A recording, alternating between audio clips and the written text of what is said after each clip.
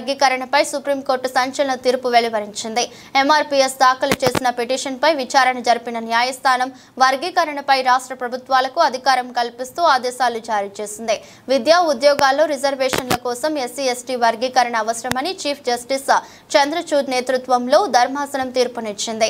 బెంచ్లో 7 న్యాయమూర్తులు ఉండగా 6 జడ్జీలు అనుకూలంగా తీర్పునిచ్చారు.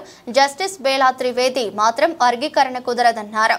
దీంతో 6:1 నిష్పత్తితో ధర్మాసనం తీర్పును వెలువరించింది.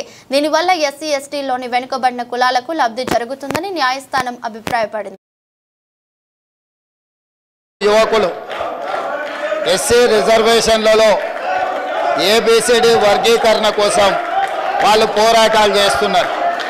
27 సంవత్సరాల నుంచి ఉమ్మడి రాష్ట్రంలో కానీ ప్రత్యేక తెలంగాణ రాష్ట్రంలో కానీ ఏబిసిడి వర్గీకరణ మీద మాదిగ ఉపకులాల యువకులు పోరాటాలు చేయడం జరిగింది.